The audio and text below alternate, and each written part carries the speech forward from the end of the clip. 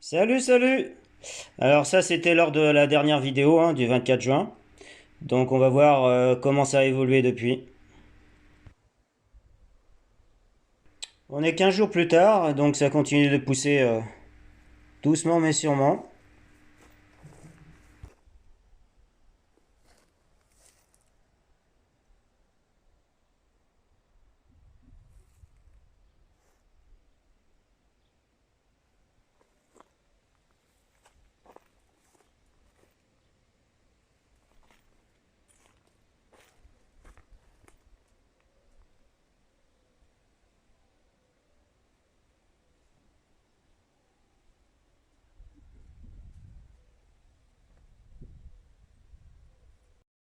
Donc pour rappel, il y a trois variétés d'aubergines, il y a 5 pieds par variété. Comme variété, on a Barbantane, Violette Hâtive et Alexandra. Alors bien sûr, je ne les ai pas choisis par hasard. Ce sont toutes des variétés précoces et non F1. L'objectif c'est de trouver donc celle qui produira le plus vite et le plus tard après l'été, tout en produisant le plus. Bref, l'aubergine idéale. Donc celle-là c'est la variété Alexandra. Donc on en reparlera tout à l'heure.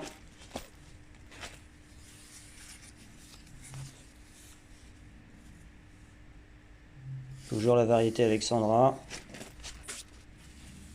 Alexandra encore.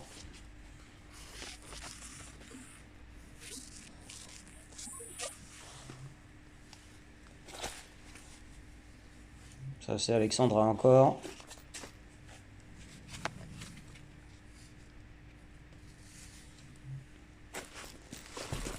Et celles-là, elles sont plus petites. Ça, c'est la variété Violette Hâtive. Donc, on voit tout de suite qu'elles sont moins grosses que Alexandra, mais il y en a plus. Donc au final, ça revient plus ou moins au même. Certes, elles sont moins grosses, mais bon, vu qu'il y en a plus.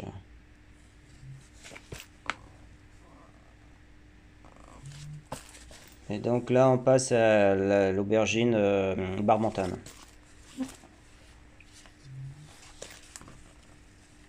On voit qu'il est un peu moins productive quand même. Sauf sur quelques pieds.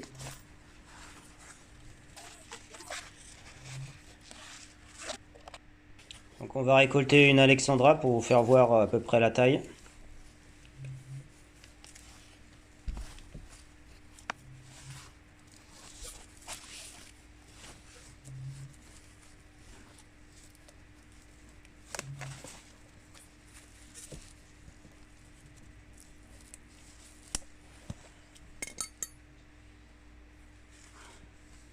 Donc voilà la bête.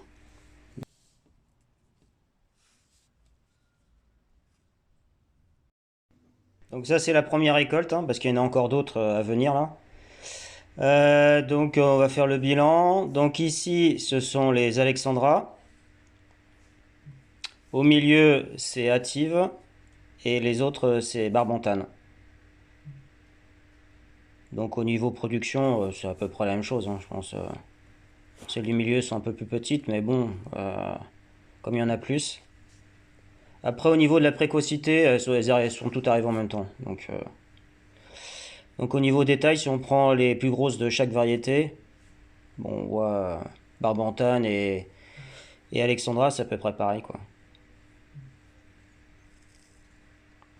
On passe aux pastèques. Pour les pastèques, c'est pareil, il y a plusieurs variétés, donc il y a 6 variétés. Donc l'objectif, c'est de trouver la plus grosse. Non, ce sont que des grosses variétés. Donc là, on va regarder ça vite fait, mais après, j'en reparlerai plus tard. Donc là, nous avons la variété Charleston.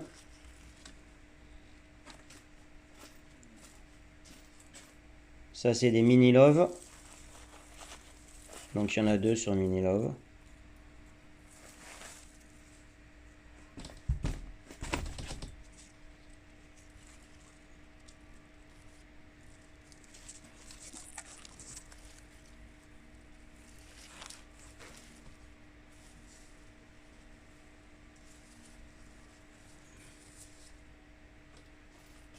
Il y en a un peu partout. Il y en a plein. Là, c'est celles qui. Je vous montre juste celles qui sont déjà formées. Mais sinon, autrement, des toutes petites, il y en a encore un peu partout.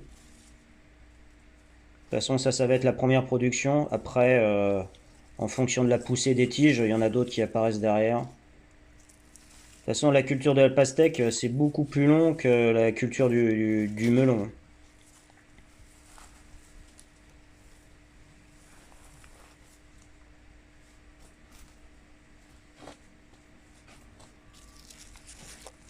Ouais, donc j'ai oublié le nom des variétés. Donc il y avait aussi Crimson, Orange Glow, Klondike. De toute façon, ah oui, celle-là, c'est dommage parce que c'était la plus grosse. Et le problème, c'est qu'elle s'est ouverte. Donc ça, c'est un problème d'arrosage. C'est-à-dire que j'avais dû trop arroser en une seule fois et du coup, ça a fait craquer la pastèque. C'est peut-être aussi une variété qui est sensible à l'éclatement, hein. C'est possible aussi, hein, parce que tout ça, c'est des nouvelles variétés, je les connais pas, donc. Mais dommage, hein, parce que là, je la laisse, mais bon, ça sert à rien en vérité. On verra bien.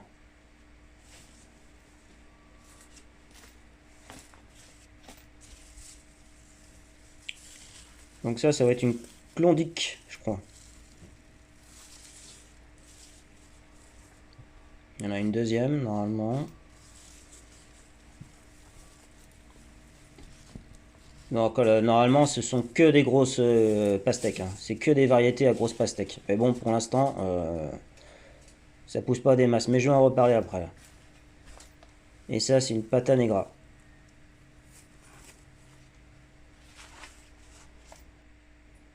Alors les tomates, donc ça c'est le coin des tomates cerises. Donc il y a deux variétés, hein. Il y a les raisins verts qui donnent des tomates vertes et Garden Zenners, un truc comme ça, qu'on peut congeler. Donc là c'est pareil, il y a plein de variétés de tomates. À chaque pied il y a une variété différente. Donc le but, hein, c'est de trouver celles qui apparaissent le plus rapidement et qu'on peut cultiver le plus tard possible. Donc on voit déjà là, il y en a une là, qui est mûre alors que les autres sont vertes de chez vertes. Ça c'est la variété Stupis. Et on verra à l'extérieur, c'est aussi celle qui a apparu la première, donc c'est vraiment la plus précoce. Donc voilà, là on est à l'extérieur. Donc c'est pareil, il y a plein de variétés aussi. Les mêmes que ceux qui sont à l'intérieur, donc c'est pour ça qu'on peut faire la comparaison.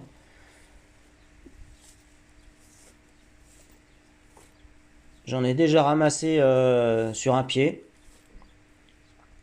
Donc je montrerai ça tout à l'heure. Et c'était aussi la variété Stupis.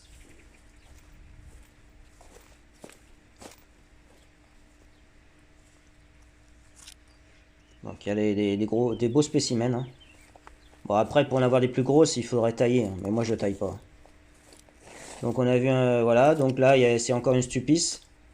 Là la tomate rouge et celle qu'on a vue avant c'était aussi une Stupis. Donc il y en a deux à l'extérieur des Stupis. C'est celles qui sont apparues justement les premières et à l'intérieur de la serre aussi. Et entre l'extérieur et l'intérieur, parmi les Stupis, celle de l'extérieur est apparue une semaine avant celle de la serre. Je vous l'ai dit rouge. Voilà, donc ça donne ce genre de tomates, bon, qui sont pas très grosses, hein. Mais si on en a extrêmement beaucoup, ça peut être intéressant, quoi. En tout cas, c'est vraiment la plus précoce parmi les précoces, parce que la plupart, ce sont des variétés précoces. Donc, alors le bilan maintenant, qu'est-ce qu'on peut dire sur cette serre? Bon, bah concernant les aubergines, pour une première récolte, c'est vraiment bien. Surtout qu'on est qu'au début de la production, hein. Le pic c'est plutôt fin août, début septembre. Donc là, si ça part comme ça, qu'est-ce que ça va être plus tard? Pour être honnête, hein, j'ai jamais eu des aubergines aussi belles si tôt, hein. Alors, qu'est-ce que j'ai fait de plus que les années précédentes? J'ai rajouté beaucoup de sable, encore plus cette année que l'année dernière. Donc pour vous donner une idée du type de sol, voilà, donc on voit c'est extrêmement sableux. Là, en pourcentage, c'est énormissime.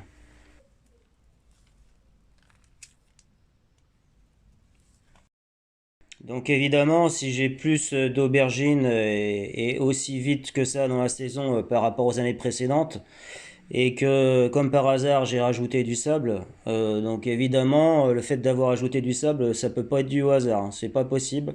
C'est forcément que le sable a joué un rôle.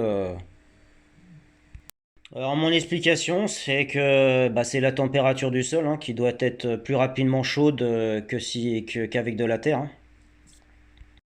Alors, j'ai pas mesuré avec un thermomètre du sol, mais je suis quasiment certain que la température du sol, elle doit être plus chaude avec du sable qu'avec de la terre, hein. En tout cas, ça marche. Vous pouvez toujours essayer, hein, chez vous en mettant du sable sur quelques pieds et voir si vous voyez une différence, hein. Et comme vous pouvez voir, il n'y a pas de compost, il n'y a pas de broyat, il y a même pas de paillage, il n'y a pas de vers de terre non plus, il n'y a pas de champignons puisqu'il n'y a pas d'humus, etc. à décomposer. Donc vous voyez, même sans tout ça, uniquement avec du sable et des engrais organiques, eh ben, il n'y a pas de souci pour obtenir des belles aubergines. Alors concernant les pastèques, là si on fait le bilan pour l'instant, bon bah je trouve que depuis la dernière vidéo, elles ont pas tellement grossi, voire même pas du tout grossi. Il y en a d'autres qui sont apparues qui elles ont grossi, mais les anciennes depuis 15 jours, bon je sais que c'est vrai que c'est plus long que les melons, mais là ça m'inquiète un peu, hein. Surtout que c'est quand même des variétés qui sont énormes, hein. Par exemple Orange Glow c'est jusqu'à 25 kg, Clondil c'est jusqu'à 14 kg. La Charleston, c'est jusqu'à 15 kilos. La Crimson Sweet, c'est jusqu'à 10 kilos. La Mini Love, c'est jusqu'à 2-3 kilos. C'est vrai que pour l'instant, on est au début de la culture, hein. La période optimale, je pense que c'est vers la mi-août. Donc ça a le temps de grossir. Mais bon, j'ai quand même un doute, hein, parce que par rapport à l'année dernière, mais c'était d'autres variétés, j'ai l'impression que quand même, depuis 15 jours, ça n'a pas grossi. Alors l'explication, c'est bon déjà c'est pas un problème de température extérieure parce qu'il fait chaud, donc il y a la chaleur qu'il faut. L'arrosage il y a aussi. Les engrais organiques, bon il y en a comme les années précédentes, donc difficile de comprendre pourquoi. Alors moi il y a peut-être un paramètre qu'il faudrait prendre en compte, c'est la température du sol. Et je pense que c'est là que ça doit coincer. Si j'utilisais un thermomètre du sol, je suis quasiment persuadé que la température en fait dans le sol, elle n'est pas assez élevée.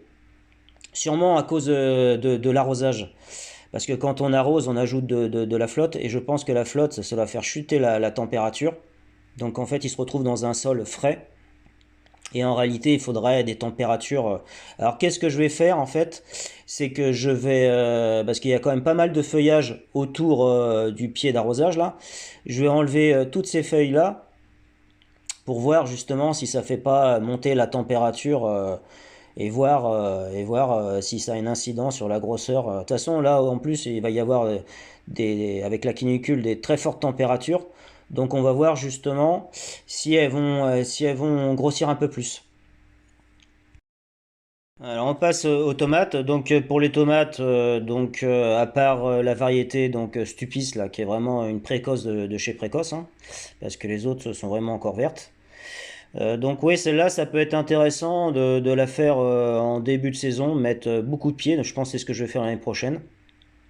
C'est que je vais mettre en extérieur plein de pieds. Comme ça permettra d'en avoir assez tôt dans la saison et à mon avis assez tard aussi dans la saison parce que généralement les précoces elles arrivent tôt parce qu'elles sont moins sensibles donc au froid, donc forcément elles sont aussi moins sensibles au froid en fin de saison. Donc c'est pour ça que logiquement elles arrivent assez tôt et finissent assez tard dans la saison, quoi. Alors sinon, il y aura un autre moyen de les avoir rouges encore plus tôt, c'est en fait tout simplement de semer plus tôt, hein. Parce que là je vois sur YouTube, il y en a beaucoup qui ont des tomates rouges, mais ils ont sûrement dû les semer très très tôt dans la saison, voire peut-être même avant le 1er mars. Donc moi pour rappel, je fais mon semis à la mi-mars. Alors pourquoi je le fais pas plus tôt? Parce que le problème c'est que moi il faut que je les repique, il faut que je les mette dehors à partir du 20. Avant, je peux pas trop, c'est prendre un risque parce que nous en Rhône-Alpes, il peut faire froid, enfin surtout la nuit, assez tard dans la saison, donc faut faire gaffe à ça. Et après, si je les rentre chez moi, parce que moi je fais mes semis donc devant une fenêtre et je peux pas les laisser après après le 20 avril devant une fenêtre, c'est pas possible. Ils vont filer, ils deviendraient trop grands. Enfin bref, j'ai déjà fait l'essai, ça fonctionne pas vraiment. Donc avant le 15, c'est compliqué quoi. Par contre, aubergines et poivrons, ça fonctionne. Je peux le faire un peu plus tôt que les tomates. Ça grandit un peu moins vite. Ou sinon, il faudrait acheter des plants chez un professionnel qui lui doit les faire sûrement avant le 1er mars. Et dans ces cas-là, ouais, ça serait possible d'avoir des tomates rouges assez tôt. Mais bon, voilà, le problème c'est que moi je préfère faire mes propres variétés comme j'ai envie. Tant pis, hein, je les ai un peu plus rouges plus tard. De toute façon, là, on est au début de la saison, hein. Là, c'est que le début, hein. Le pic, ça devait être fin août, début septembre. Donc là, c'est vraiment que le début. Donc pour rappel, moi je taille pas les tomates, hein. Donc certes, elles seront un peu moins grosses que si je taillais, mais c'est trop de boulot. Et puis bon, franchement, de toute façon, moi je pars du principe que si je taille pas, il y aura plus de gourmands. Et s'il y a plus de gourmands, il y aura plus de tiges. Et s'il y a plus de tiges, il y aura plus de fleurs. Et s'il y a plus de fleurs, il y aura plus de tomates. Donc au final, je pense que si on taille pas, on aura beaucoup plus de tomates. Mais elles seront plus petites, effectivement.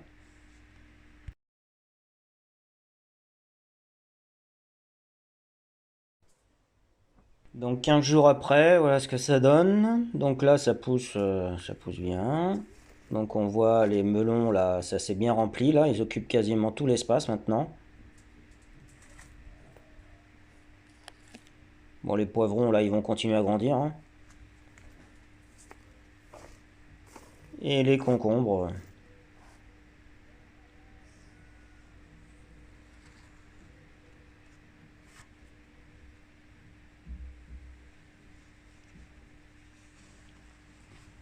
Donc ça, c'est la variété Market More 76.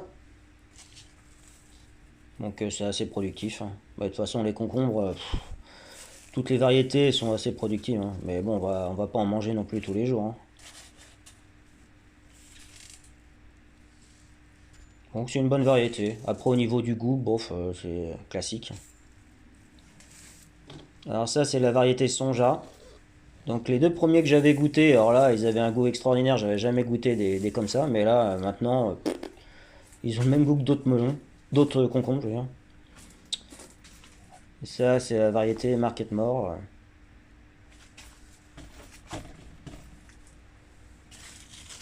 Donc on a vu, ils sont moins malades, ils n'ont pas d'oïdium, contrairement à la variété Sonja, qui a de l'oïdium. Donc là, c'est le basilic grand vert. Donc là, c'est impeccable de chez impeccable. Le persil aussi. Donc là, tout ce qui est poivron, piment, etc. Donc là, ça pousse bien, hein. Surtout qu'on est très très loin. Là, on est qu'au début, hein. Donc ils vont grandir encore beaucoup plus, hein.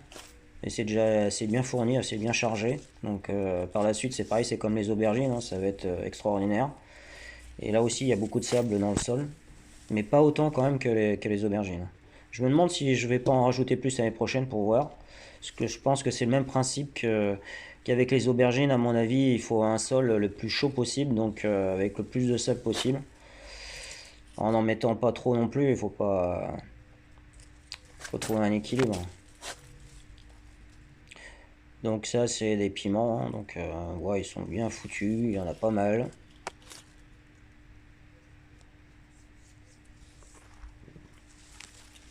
Donc ça a été semé, je crois, de mémoire le 8 avril, le 8 mars. Et l'année prochaine, je vais essayer quand même une semaine plus tôt à faire ça début mars. Les aubergines, elles, c'était le 21 février, un truc comme ça. Ouais. Et les tomates, le 15 mars. Mais ça, les tomates, je peux pas le faire plus tôt, ça. Donc voilà, ça donne des bons poivrons, hein. Surtout que c'est que le début. Donc il y a deux variétés de poivrons. Ça, c'était une variété poivron géant, là. Celui-là aussi. Et ça, c'est une autre variété. C'est la variété que je faisais avant. C'est la variété d'Irosso. Qui sont rouges assez tôt dans la saison. Parmi les rouges les plus... Ceux qui arrivent rouges le plus vite possible. Donc là c'est vraiment que le début, hein, parce qu'après là ça va arriver d'ici un mois, il y en aura partout de chez partout. Donc là ils vont commencer à mûrir parce que je vois qu'ils commencent à noircir. Ça c'est des piments aussi. Une autre variété de piments qui sont un peu plus forts ceux-là. Donc là 6 boulettes. Donc on passe au melon. Donc ça c'est un peu comme les pastèques là. Ça a du mal à grossir hein, depuis la dernière fois. Bon, il y en a de nouveaux qui sont arrivés, vous allez voir. Sauf il y a une variété où par contre là je pense avoir trouvé le jackpot là. Donc ça c'est la variété, je sais même plus c'est laquelle celle-là. Ça c'est la variété Retato. Donc normalement ça fait un melon jusqu'à 2 kilos. Donc là on en est loin.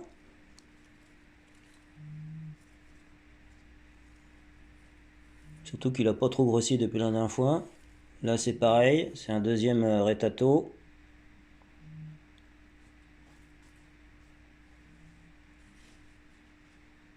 Donc il y en a plein des tout petits, hein, qui viennent juste d'être formés. Donc je vous montre pas ceux-là, je vous montre juste ceux qui sont vraiment suffisamment gros, au moins de la taille d'une main, quoi. Mais sinon autrement, il y en a plein d'autres qui sont sous les feuilles. Donc là, on passe à la variété Oka. Donc là, c'est déjà bien balèze, surtout que celui-là, il est assez récent, il est pas trop vieux hein, comme melon. Et là, on va arriver, donc vous voyez, des petits comme ça, il y en a plein partout. Et là, on va arriver au jackpot, là. S'ils pouvaient tous être comme ça, là. Et voilà le monstre. Et voilà, il tient même pas dans ma main. Donc là, il doit être à... Ça, donc au cas, ça fait jusqu'à 4 kilos. Donc là, je sais pas combien il fait, mais il est très très lourd. Et on est qu'au début, hein, parce que là, il correspond même pas à l'aspect physique de ce melon. Donc il va continuer, parce que je crois il forme des espèces de côtes. Donc là, on n'est même pas à la moitié de ce qu'il va devenir, quoi. Donc à voir s'il grossit encore beaucoup plus. Et surtout, quel goût il aura, quoi. Mais si ça réussit, j'ai trouvé vraiment la bonne variété parce qu'il y a quand même un deuxième melon sur ce plan-là et qui, à mon avis, va devenir aussi gros. Et c'est la seule variété où il y a des gros melons. Là, c'est pareil, ça c'est la variété Prescott qui doit faire jusqu'à 4 kilos. Donc on en est loin.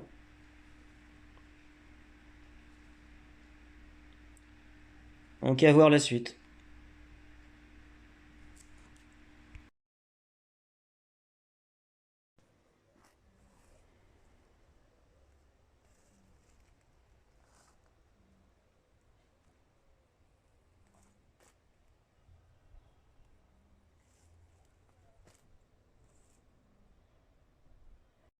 Les carottes, trois variétés. Celle qu'on voit qui a moins de feuillage, c'est Amsterdam 3 pour l'été. Celle-là, il y a plus de feuillage, là c'est pour l'hiver, c'est Colmar. Et ça, c'est des carottes géantes. Donc là, je les ai vachement espacées parce qu'elles sont censées devenir très grosses. Donc c'est pour ça que j'en ai mis beaucoup moins.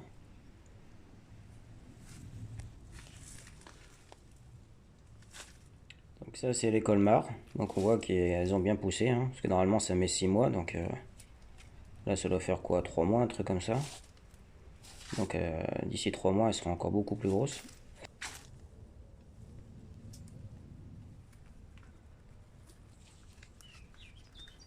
Donc ça, c'est encore une colmar. Donc plus le diamètre, là, il est gros, et plus la carotte, normalement, est censée être grosse. Donc ça c'est les carottes d'été, et là il y a un problème avec les carottes d'été là. Normalement ça met 3 mois pour pousser, elles devraient être beaucoup plus grosses que les colmars qui mettent 6 mois, et c'est pas du tout le cas. Donc là il y a un problème avec cette variété. Donc je vais attendre encore un petit peu et après j'en arracherai pour voir la taille. Alors les choux Bruxelles qui se sont fait attaquer depuis la dernière vidéo par des chenilles là, parce qu'il y avait j'ai retrouvé des papillons à l'intérieur, donc voilà, on voit les trous là.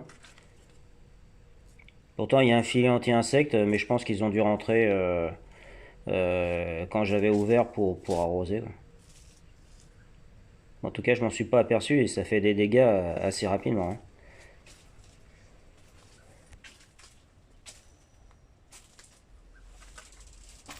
Les poireaux d'hiver. Donc là, il y a quatre variétés. Il y a la variété géant d'hiver, la variété Atlanta, Ténor et Mamotte blanche qui normalement donnent des poireaux géants. Alors l'objectif là, c'est de trouver la plus grosse variété, celle qui va donner les plus gros poireaux le plus rapidement possible. Donc là, celle qu'on vient de voir, c'est Mamotte blanche. Pour l'instant, c'est celle qui est le plus en avance. Alors, je pensais que les poireaux ils poussaient moins vite que ceux de l'année dernière. Mais en fait, je me suis aperçu que dans les dates, là, cette année, j'ai semé 3 semaines plus tard que l'année dernière. Donc c'est pour ça qu'à l'année dernière, à la même période, ils étaient plus gros.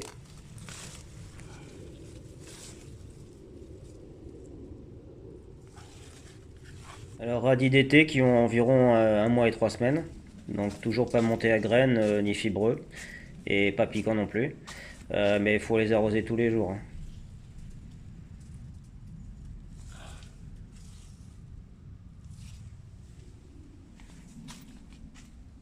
De chaque côté des choux Bruxelles, j'ai semé des carottes. Parce que comme j'ai rajouté du sable maintenant, pas mal de sable, donc je voulais voir si ça va fourcher par la suite ou pas. Donc de ce côté-là, donc tout a bien poussé, parce que c'est à l'abri du soleil avec les feuilles là. Donc le soleil il arrive par là et donc en fait les carottes sont à l'abri du soleil grâce aux feuilles. Et de l'autre côté par contre, et ben là y a pratiquement rien. Donc conclusion, si vous voulez réussir les semis de carottes, en fait il faut les abriter du soleil, hein. Là c'est flagrant. Donc ça c'est le semis de poireaux de l'année dernière, donc à la même période. Donc on voit il était énorme par rapport à ce qu'il est aujourd'hui.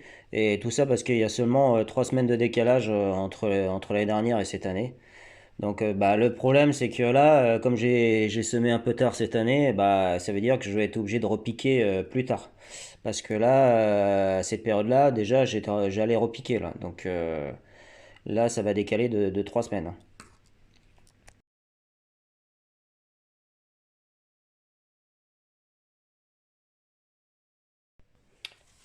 Petite astuce pour les radis, si vous voulez savoir avant de les manger s'ils vont être fibreux ou pas. Donc une fois que vous l'avez arraché, hop, donc là on voit déjà c'est une belle bête, hein. Donc vous cassez, vous enlevez les feuilles. Et si vous n'arrivez pas à enlever les feuilles, c'est qu'il est fibreux et de toute façon il sera mangeable. Il a commencé à monter à graines et il sera mangeable. Et donc là on voit, on a pu les casser facilement, donc il est mangeable. Là, je vais vous montrer une astuce pour nettoyer rapidement les feuilles des choux si jamais il y a des bestioles dessus. Donc ça, c'est un pistolet avec plusieurs multijets, enfin il y a plusieurs positions, etc. On peut même régler le débit de l'eau.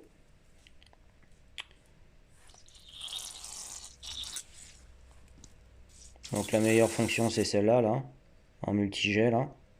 Avec ça, on dégomme toutes les bestioles. Et vous voyez, sur le dessus, il y a une petite molette, là, on peut régler la puissance du jet, quoi. Donc admettons que par exemple vous avez des pucerons sur vos choux.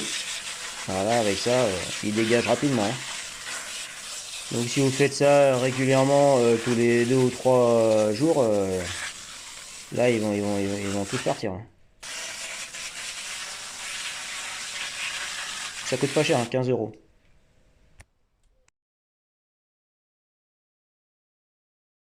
On passe à la serre des betteraves, des radis, enfin des porte-graines et des salades. Tiens, un intrus. Qu'est-ce qu'il fout là, lui? C'est rare de le voir dans le potager, hein.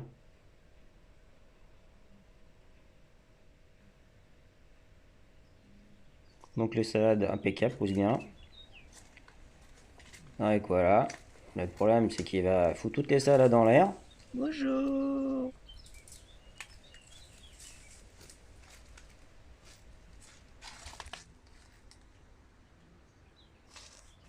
Donc ça, c'est les betteraves, graines de betterave, graines de fenouil, graines de radis d'hiver, graines de poireaux. Et là, j'ai semé des haricots parce que j'essaie une nouvelle variété de haricots là. Et je vais récupérer les graines si jamais ça fonctionne bien.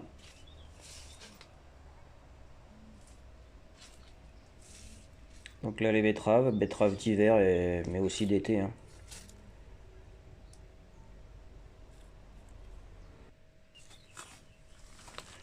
Donc là, ils sont à peu près de la taille d'une balle de tennis, mais le problème c'est que je les sème trop tôt, là. Je crois que j'ai dû semer ça fin mars. Il faut que je fasse ça début mars, hein, pour qu'elle soit plus grosse plus rapidement. Surtout que ça en plus ça germe à partir de 5 degrés, donc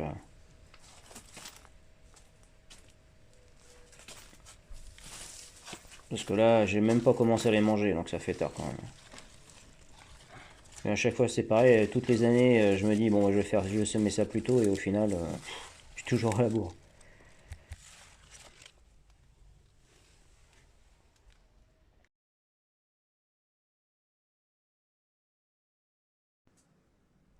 Donc là, j'ai viré les petits pois parce que de toute façon, comme j'avais dit la dernière fois, ils ont mal poussé, hein, parce que dès le début, de toute façon, ils avaient pris trop de retard, donc par la suite, c'est sûr que ça allait rien donner.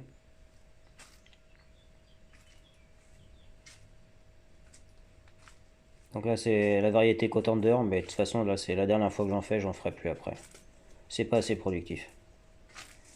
Donc là, j'essaie une nouvelle variété qui s'appelle Oxynel. Donc on va voir ce que ça donne, mais apparemment, il y a un bon rendement, donc on va voir. Et là, après, tout ça, ça va être des choux.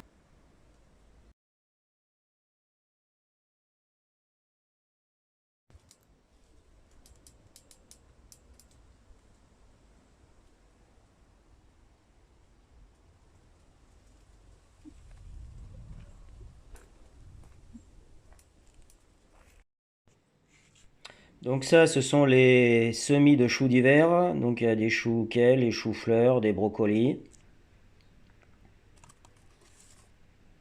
Donc là, moi je sème en bouteille, hein, parce qu'il n'y a pas de repiquage pour les choux. Je vais juste en garder qu'un et après rajouter du terreau tout autour pour qu'il reste bien droit. Donc il y a aussi du persil d'hiver, du fenouil, du rutabaga. Et là, c'est des courgettes de deuxième semis pour remplacer le précédent semis, mais je vais vous en parler juste après là. Et ça, c'est des semis de concombre, mais là, je suis pas content du tout parce qu'ils ont filé, donc je vais les remplacer, je vais refaire un semis, là. Ça va être des rutabagas qui sont pas encore sortis.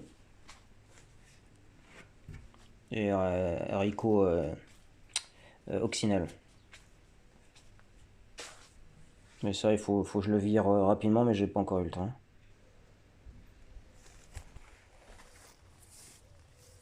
Là, je vais tout enlever parce que ça produit plus du tout, là. Et en plus, il y a plein de mauvaises herbes. Donc, bon, moi, de toute façon, je suis pas le roi de la courgette, hein. Mais en y réfléchissant, je trouve qu'il y a un problème, c'est qu'en fait, je pense qu'il n'y a pas assez d'humidité dans la terre. Donc là, ce que je vais faire, parce que j'avais rajouté du sable, et j'ai l'impression qu'en fait, les courgettes n'aiment pas le sable, au contraire, il leur faut beaucoup d'humidité. Donc là, je vais faire l'inverse, je vais mettre du terreau pour avoir un sol plus humide. Donc là, j'ai gardé la bourrache pour attirer les pollinisateurs. Et sinon, autrement, là, il y a plusieurs variétés de courgettes. Là, c'est les mêmes variétés que pour le premier semis. Alors, je vais vous montrer une astuce si vous utilisez des cuves d'eau pour arroser avec un arrosoir, hein. Parce que le problème, c'est que si on recouvre pas les cuves d'eau, il y a les moustiques qui viennent pondre dedans et après on se retrouve avec un élevage, quoi. Donc si on met un voile d'hivernage, pardon, et ben voilà, ça laisse passer l'eau, les moustiques peuvent pas sortir, peuvent pas rentrer. En plus, c'est super résistant, donc après c'est facile à mettre en place.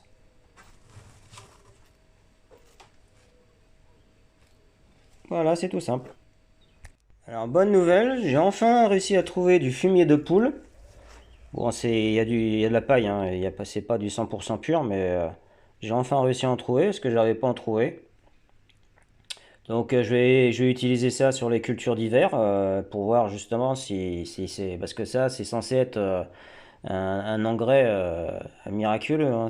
Ça tourne en NPK à 30, 35, 40, enfin c'est des trucs, des chiffres astronomiques, hein. Donc je vais essayer ça et on verra bien.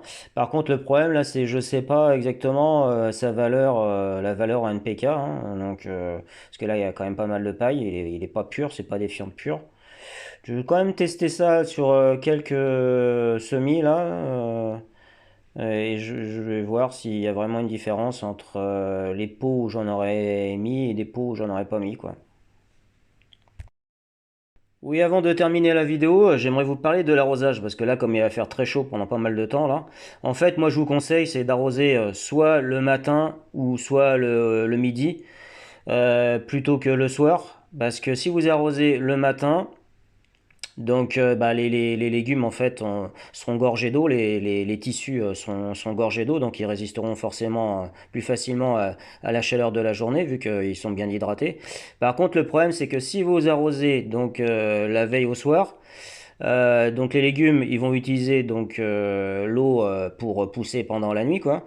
Et ce qui fait que le matin quand il va commencer à faire très chaud, bah, ils auront plus d'eau. Et voilà, et c'est comme ça ils vont avoir des problèmes pour résister à la chaleur.